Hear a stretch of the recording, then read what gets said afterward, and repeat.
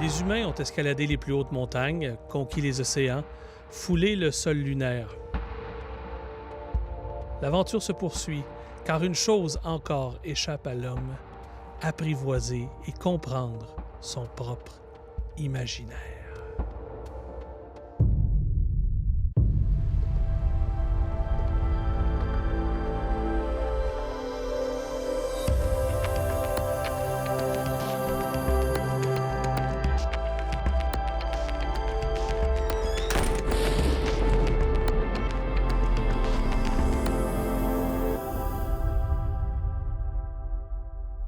Ce ne sont pas toutes les sortes de terres qui sont bonnes pour toutes les sortes de plantes, on le sait. À l'île du Prince-Édouard, par exemple, on sait que les patates, ça pousse bien. En Mauricie, les asperges, les poireaux, ça pousse assez bien, ça. Mais en Beauce, ce qui pousse magnifiquement bien, ce sont les sorciers. Ça pousse.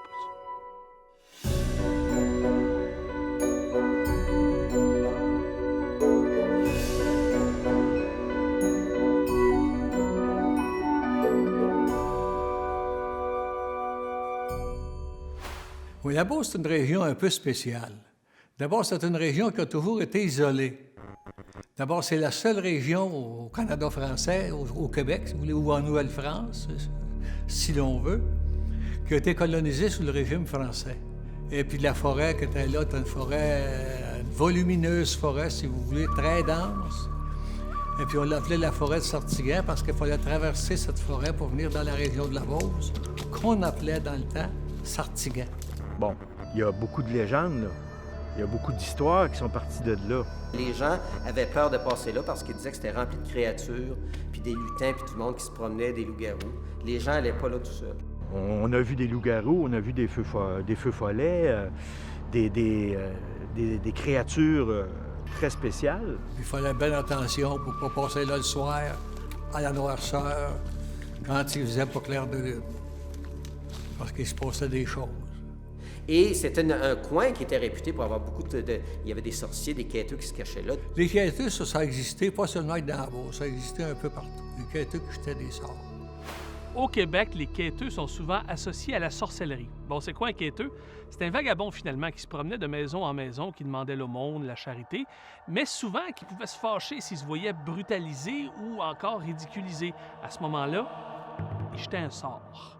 C'est exactement ce qui est arrivé au jeteux de sort de Saint-Louis, en Beauce. C'était un jeteux de sort qui avait un grand chapeau noir, une espèce de grand manteau noir.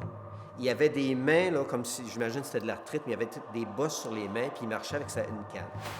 Quand il arrivait chez les gens, il était très, très, très insistant quand il demandait l'aumône, puis il regardait le monde avec ses yeux bleus, bleus comme le ciel, perçants. Je vais vous dire, il était épeurant. À un moment donné, il y a un curé dans une paroisse qui l'a mis en garde de ne plus revenir sur le territoire parce qu'il y avait une réputation qu'on n'aimait pas. Et le jeteux de sort s'est revengé. Puis le curé, il paraît qu'après ça, il y avait tout le temps des crapauds partout autour du presbytère. Puis ça rentrait dans les fondations. Puis il ouvrait un garde-manger. Puis il y avait des crapauds. Ça fait qu'à un moment donné, il y avait comme une invasion de crapauds. Ce jeteux de sort-là avait sa marque de commerce, c'est-à-dire qu'il arrivait en face d'une maison, puis il donnait un grand coup sur le balcon avec son bâton de marche. De cette façon-là, ça réveillait tout le monde. On savait qu'il était là. Il arrive un soir chez une femme, donne un coup, la femme a peur de lui, fait qu'elle va se cacher. Donne un deuxième coup, personne pour l'accueillir, un troisième.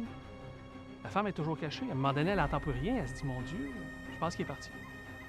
Elle vient pour bouger de sa chambre, elle se retourne, elle le voit dans la fenêtre de la chambre, puis par l'entrebâillement de la fenêtre qui essayait de rentrer son bâton de marche comme ça, elle se dit « Oh mon Dieu, il est fou de rage, cet homme-là! » La madame en question qui me l'a raconté, qui était une petite fille alors, elle dit « J'ai tellement eu peur, là. » Elle dit « Il était tellement épeurant. » Là, elle dit « Ma grand-mère a réussi comme à repousser le bout de la canne. Elle a fermé la fenêtre. Puis là, elle dit « On l'a entendu marmonner de quoi, puis elle avait l'air enragée. Là, on est sorti de la chambre. Là, on a tout barré, vérifié si toutes les portes étaient barrées. Là, il a disparu, il n'était plus là. » L'affaire qui est arrivée après ça, c'est que le soir même, quand il a mangé le bouilli, ça goûtait bizarre. Puis on imagine, avec le recul, que le quêteux ou le jeteux de sort a dû voir qu'il bouillait quelque chose. Ça fait que c'est dit, il y a quelque chose sur le poêle, il y a quelqu'un dans la maison. Puis là, il paraît que ça a duré des jours, puis des jours, des jours. À un moment donné, ils ont fait venir le curé. Ah! Ne laissez jamais entrer ce quêteux, ma bonne dame. C'est comme le diable, il ne peut rien vous faire si vous lui refusez l'entrée de votre maison. Mais l'homme a réussi à pénétrer sa canne dans votre entrebâillement, n'est-ce pas? C'est ainsi qu'il aura pu jeter un sort à votre chaudron. Et il paraîtrait que quand ils l'ont retrouvé mort, il était tout desséché, il était dans un rang quelconque, il était tout desséché et tout l'herbage autour de lui avait tout séché. Puis elle dit, depuis ce temps-là, elle dit, il y a un désert dans ce coin-là, il n'y a jamais rien qui a repoussé. On a eu plusieurs sorciers célèbres en Beauce. Je ne sais pas si vous avez déjà entendu parler du quêteux paradis. Hein? Le pape Giroux qui restait dans le village de la Punaise, à Beauceville, pas loin. Non? Il y avait aussi Tiléo Lally, qui était de Saint-Louis. Non? Pourtant, peut-être vous avez entendu parler de celui-là, aux origines un peu étranges. Moi, j'ai connu le bonhomme Cola Gaboury par des gens de Saint-Honoré qui m'ont dit que lui, c'était vraiment un vrai jeteux de sort, un guérisseur. Puis en plus, il avait un don, il pouvait se retrouver à 2 places en même temps. Puis ça, c'était pas rare que le monde s'ostinait, là. Non, il a passé l'après-midi avec moi. Ça se peut pas, il était avec moi à telle place. Puis le curé Boucher de Saint-Honoré a eu affaire à lui une fois. Il l'avait sorti de l'église, il s'est assis sur le perron de l'église, puis quand le curé Boucher a passé pour s'en aller au presbytère avec sa charrette, il a prononcé des mots. Ces mots-là, ça a fait que la charrette du curé Boucher, les roues ont bloqué bien raide dans le village, les chevaux ont failli revoler, puis la charrette n'a jamais pu rouler après ça, il est obligé de recharger ses roues. Il avait jeté un sort sur la charrette. Un vrai bon sorcier, là, si on en veut un vrai bon, là, ça peut étouffer le feu, invoquer le vent, parler aux animaux et aussi chasser les intrus.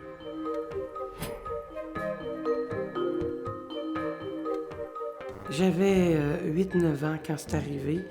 Et un bon matin, on se réveille et on entend un bruit bizarre.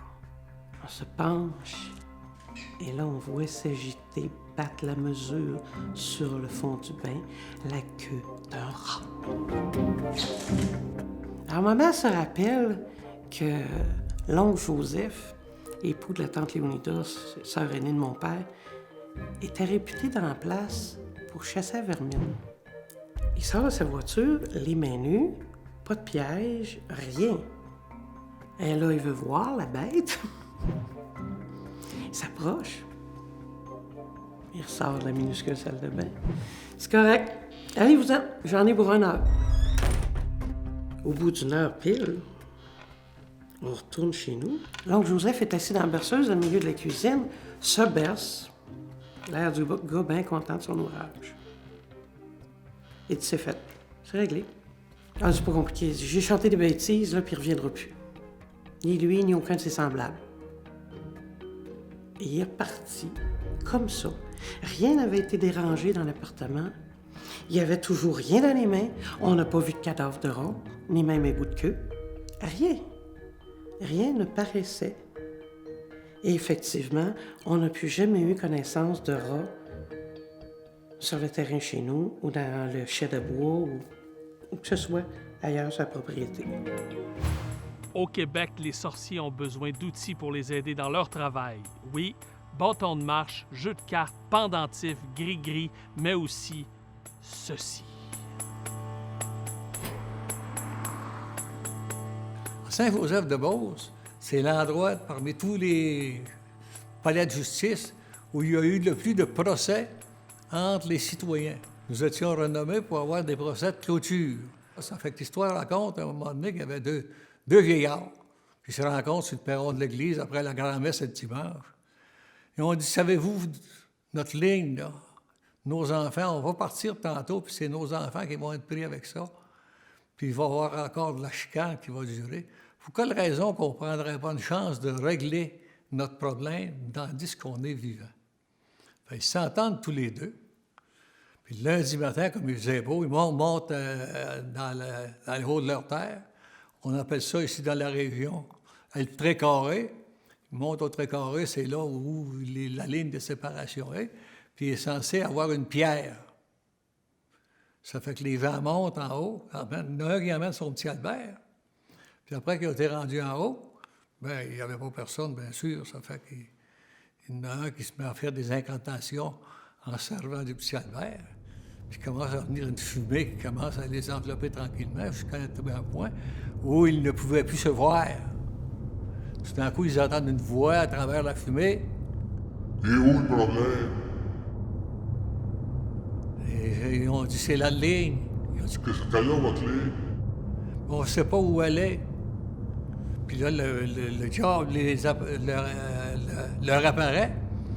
Et il prend une pierre, il pose une pierre par terre, il met son pied sur la roche, sur la pierre, et il dit, Et là, votre ligne?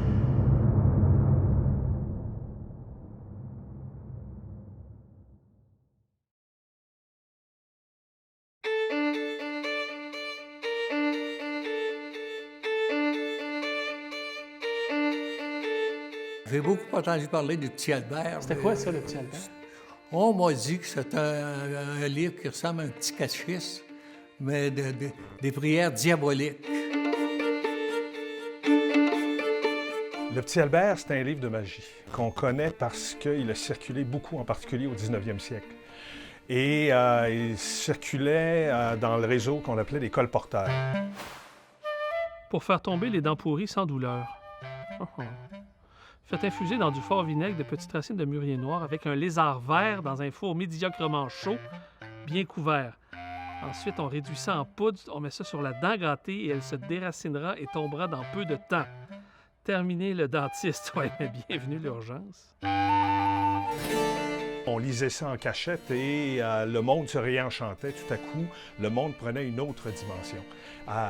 Donc, le Petit Albert, c'est ce livre de magie qu'on dit remonter à... Il prendrait son nom d'Albert le Grand, qui est un grand théologien catholique qui aurait vécu au 13e siècle et qui avait concocté de ces recettes magiques. Moi, je me souviens, ma mère, quand j'étais petit, me disait toujours qu'il y avait un petit garçon, il était servant de messe, puis pendant la messe, il avait lu le Petit Albert, puis le diable était venu le chercher en pleine messe.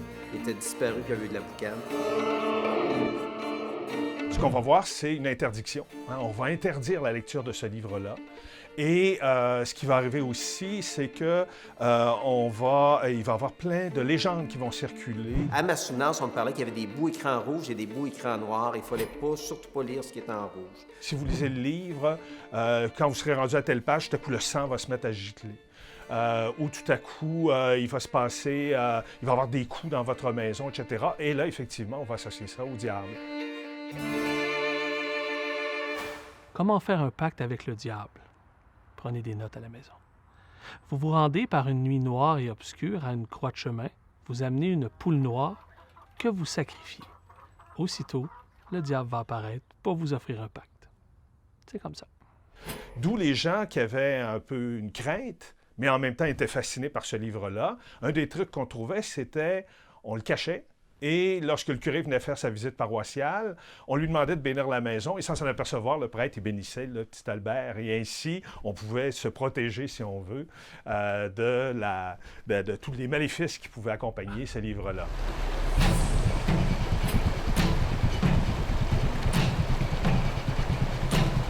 Sur la rivière Chaudière, près de Beauceville, il y a le rapide du diable. La légende raconte que tout commence par un trésor qui aurait été perdu par Bénédicte Arnold, qui est un général et qui serait surveillé par le diable.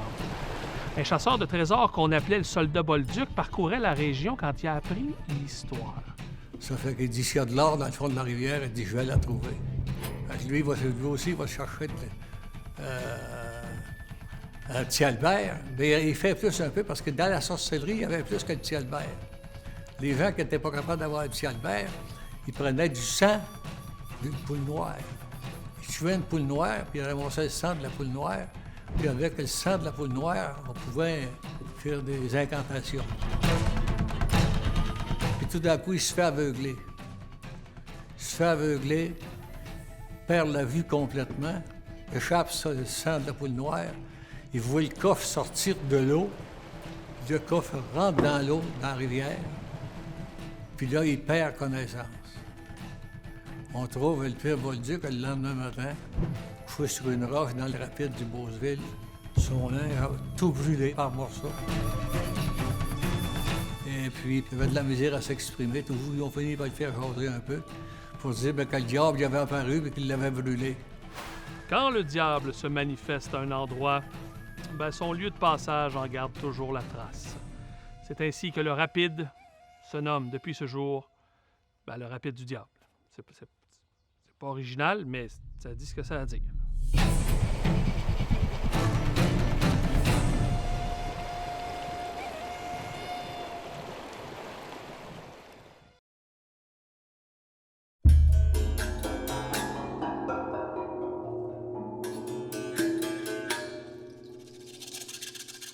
Il n'y a pas de doute, la terre des sorciers au Québec, c'est la Beauce. Mais, comme dans toute chose, il y a toujours une exception qui confirme la règle.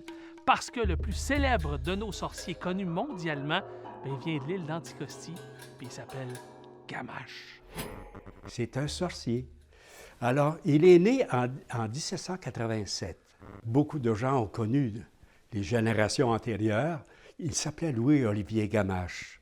C'était mon arrière-arrière-grand-père, et puis j'ai entendu parler de lui, moi, très jeune, et j'étais fascinée par le personnage. Il était vraiment habile, et excellent navigateur, excellent trappeur, chasseur. Il avait beaucoup de talent. Il était intelligent, il était débrouillard, il était rusé aussi de nature. Il a tellement navigué, puis il voyait fréquemment l'île d'Anticosti. Puis il s'est dit, ça doit être un endroit merveilleux pour habiter. Il a décidé, avec son épouse Françoise, un bon matin de 1823, je m'en vais à l'île d'Anticosti. On dit que Gamache s'était forgé à une espèce de personnage pour éloigner les curieux de ses affaires qui étaient un peu louches, puis protéger sa famille des voyous. Gamache avait compris une chose, la peur, ça éloigne le monde. Lui, on le baptisait de tous les noms possibles. Ogre, sorcier, loup-garou, feu follet, croque-mitaine, on dirait pirate, contrebandier. Les pêcheurs qui naviguaient autour de l'île d'Anticosti l'ont vu un jour debout dans sa goélette, et la mer était comme une nappe d'huile. Il fallait rentrer, il n'y avait pas un mince filet de vent. Ils utilisaient des barques à voile à cette époque-là. Gamache s'est dit, moi, c'est sûr que je n'avais pas rentré à la rame, là. Hein? Alors, il se lève sur le devant de la barque, lève les mains, histoire de sentir s'il n'y aurait pas un mince filet de vent. Et tout à coup, il a crié, puis il est arrivé un bonnet de vent, une brise. Et il se rassoit, réoriente sa voile, et tout à coup se met à louvoyer sous le nez des autres pêcheurs là, qui sont ébahis, surpris, étonnés, apeurés. Et lui seul, son bateau s'est mis à filer sur le fleuve Saint-Laurent, tandis que les autres étaient tout à fait immobiles. Lui seul naviguait. Gamache venait d'invoquer Satan, de lui envoyer du bon vent. Gamache.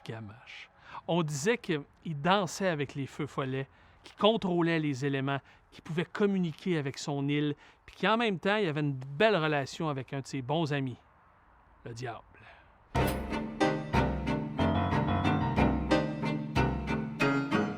Comme il faisait des affaires, il allait souvent à Rimouski, et là, il habitait toujours la même auberge. Un jour, il est arrivé à l'auberge vêtu de noir, comme il se doit, avec un grand chapeau à rabord. Et il entre et dit à l'aubergiste, « J'attends un invité ce soir et je ne veux pas qu'on me dérange. Je veux qu'on me serve 2 repas gargantuesques. » Alors, elle lui sert les 2 repas, elle ferme et lui dit, « Vous fermez la porte et surtout, je ne veux pas, nous ne voulons pas être dérangés. » Alors, elle se colle l'oreille à la porte, puis elle écoute et tout. Tout à coup, la porte s'ouvre brusquement. Elle voyait la silhouette d'Olivier Gamache, mais elle ne voyait pas personne d'autre dans la chambre. Il se lève, vient vers la porte, donne la main à un personnage invisible, Soyez le bienvenu, je vous attendais. La porte se referme derrière elle sans qu'elle y touche. À un moment donné, sonne la petite cloche, une vingtaine de minutes plus tard, elle revient. Elle dit, mon Dieu, ça se peut pas, il n'a pas tout mangé ça, il y avait quelqu'un d'invisible qui a mangé avec lui. Et là, elle descend en bas, elle dit, je suis convaincu que Gamache parle avec le diable. Il a soupé avec le diable, j'en suis sûre. Il a soupé avec le diable. Et là, ça a été l'évacuation totale de l'auberge quand il a appelé pour desservir. Les gens étaient terrorisés. Et c'est comme ça que ça s'est répandu. Là, tout le monde dans Rimouski avait peur. Et lui, il s'amusait beaucoup, beaucoup, beaucoup avec ça. Il avait reçu Satan lui-même. Hein? Pas n'importe quel. Pas un petit démon. Le grand démon, le Satan qui était venu souper avec lui. Quand papa nous racontait ça, là, moi, je voyais presque le diable assis avec Gamache. Les gens à l'époque ont cru fortement à cette légende-là. Ça a commencé comme ça. Les gens le percevaient comme ça. Comme quelqu'un qui possédait des pouvoirs surnaturels, comme quelqu'un qui s'était accoquiné avec le diable, puis que le diable le protégeait. Oui, c'est un sorcier. Ah oui, j'en suis convaincu. J'en suis convaincu que c'est un sorcier. Il était connu partout. Et aujourd'hui, on est encore là en train de parler de lui. Je pense que c'était vraiment une créature fantastique. Moi, j'aime beaucoup les sorciers dans la vie parce qu'ils nous forcent à voir le monde de façon différente, autrement que par les yeux de la science, de la rationalité. Puis avouons-le, ben, ça met un peu de mystère dans la vie. Puis le mystère, ben, c'est quoi?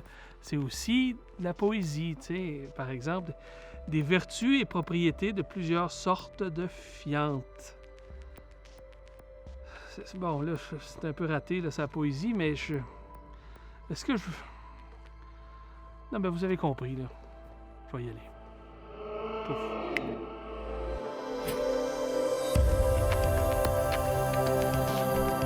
Pour moi, le sorcier, c'est la contrepartie, si on veut, on pourrait s'imaginer une espèce d'échelle où nous, on est au centre. Si on va vers le haut, on est en présence de Dieu. Si on est vers le bas, on s'en va vers le diable. Donc, à mi-chemin entre Dieu et nous, il y a les saints et les saintes. Et puis après ça, il y a les personnages exceptionnels qui vont être les prêtres, qui vont peut-être même avoir certains dons, des choses du genre. Le sorcier serait, vers le bas, lui, où on descend d'un cran. Il y a des pouvoirs. Il n'est pas encore en opposition, mais déjà, il est suspect.